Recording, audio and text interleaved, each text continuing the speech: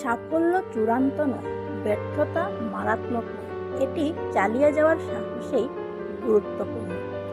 রাতারাতি সাফল্য বলতে কিছু নেই, মনোযোগ দিলে দেখবে সব সাফল্য অনেক সময় নিয়ে আসে। একমাত্র জায়গা যেইখানে কাজের আগে সাফল্য আসা অভিধানে।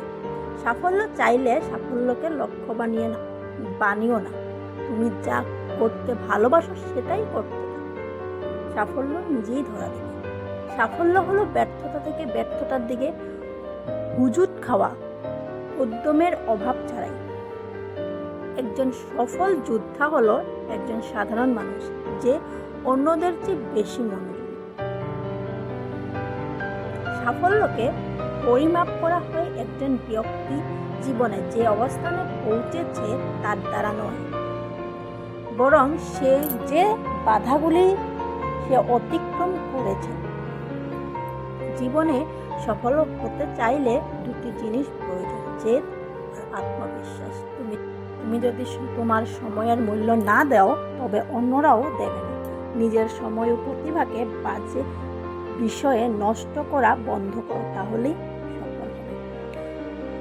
আগামীকাল আমাদের উপলব্ধির একমাত্র সীমা হবে আমাদের আজকের সন্দেহ। আমি মনে করি সাফল্য হলো তুমি যা করতে চাও সেই বিষয়টি সবচেয়ে ভালোভাবে করার চেষ্টা করে যাও। সফলতা স্বতঃস্ফূর্ত দহনের ফলাফল নয়, আপনাকে অবশ্যই নিজেকে আগুনে পুড়িয়ে ফেলতে হবে। সফল হওয়ার চেষ্টা করার বদলে দক্ষ হওয়ার চেষ্টা করো, সাফল্য এমনিই আসবে। সন্তানের সাফল্য চাইলে তাকে মাছ খেতে দেওয়ার বদলে মাছ ধরতে শেখাও।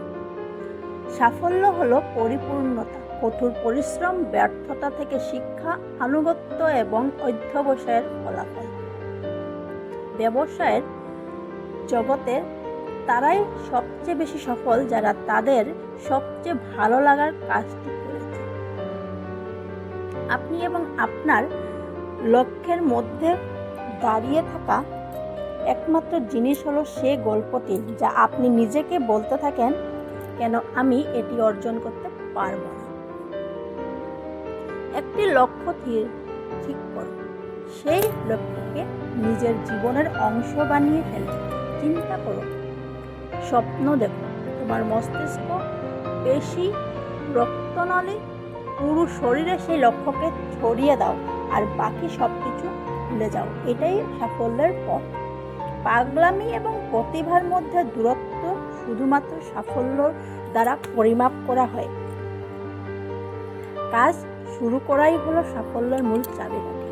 একমাত্র জায়গা যেইখানে কাজের আগে সাফল্য আসে অভিধানে। সাফল্য একটি বিজ্ঞান, সঠিক উপাদান মেশালে তুমি সঠিক ফলাফল পাবে। সাফল্য হলো যখন প্রস্তুতির সুযোগ মেলে।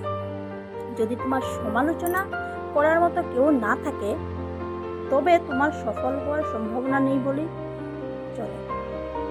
সফলতা হলো নিজেকে পছন্দ করা, আপনি যা করেন তা পছন্দ করা এবং আপনি কিভাবে এটি করেন তা পছন্দ করা। অন্যের সাফল্যের বদলে অন্যের ভুল থেকে শেখার চেষ্টা করুন। বেশিরভাগ মানুষ মোটামুটি একই রকম কারণেই ব্যর্থ হয়। অন্যদিকে সফল হওয়ার অনেক কারণ থাকতে পারে। সফলতা হলো আপনার মনোভাব এবং প্রচেষ্টার উপজাত। অতীতের সাফল্য হয়তো তোমাকে ভবিষ্যতের সার্থকতার দিকে নিয়ে যাবে, কিন্তু তুমি যদি প্রতিটি ব্যর্থতা থেকে শিক্ষা নিতে পারো তবে দিন শেষে তুমি একজন সফল হবে। যার মাঝে সীমাহীন উচ্ছ্বাস, বুদ্ধি ও একটানা কাজ করার সুযোগ থাকে তবে তার সফল হওয়ার সম্ভাবনা সবচেয়ে বেশি। সাফল্য ঘটে না, তাকে ঘটাতে হয়। অন্যরা ছেড়ে যাওয়ার পরও দীর্ঘ সময় হাল ধরে রাখতে পারা সাফল্য অর্জন করার জন্য খুব বড় একটা ব্যাপার। সাধারণ সফল আর অসাধারণ সফলদের মধ্যে পার্থক্য হলো অসাধারণ সফলদের না বলার ক্ষমতাও অসাধারণ। অসত্যের পথে সফল হওয়ার চেয়ে সত্যের পথে ব্যর্থ হওয়াও ভালো। সফলতার রাস্তা এবং ব্যর্থতার রাস্তা প্রায় এক। সাফল্য মানে 9 বার পড়ে গিয়ে 10তম বার উঠে দাঁড়ানো। সাফল্যের আগুন একা একা জ্বলে না, এটা তোমাকে নিজ হাতে জ্বলাতে হবে। সাফল্য খুব সহজ ব্যাপার, সঠিক কাজটি সঠিকভাবে ও সঠিক সময়ে করে ফেলো। একজন মানুষের সফল বা ব্যর্থ হওয়া তার ক্ষমতার উপর যতটা না নির্ভর করে, তার চেয়ে বেশি তার দৃষ্টিভঙ্গির উপর নির্ভর করে। যারা সফল হয় তারা সফল হওয়ার আগের থেকেই সফল মানুষের মতো আচরণ করে। এই বিশ্বাসই একদিন সত্যে পরিণত হয়। আপনি যদি বিশ্বাস করেন যে আপনি অবশ্যই সফল হবেন, তবে আপনার ব্যবহারেও তা প্রকাশ পাবে এবং আপনি নিজেই নিজের এই দৃষ্টিভঙ্গির সুফল দেখে অবাক হয়ে যাবেন। মানুষের জীবনে কঠিন সময় আসাটা খুব দরকার। কঠিন সময়ের কারণেই মানুষ সাফল্য উপভোগ করতে পারে। সাফল্য আসলে কাজ করে যাওয়ার সাথে সম্পর্কিত। সফল মানুষেরা সবসময় কাজ করে যান। তারা ভুল করেন, কিন্তু কখনো সেই কারণে থেমে যান না।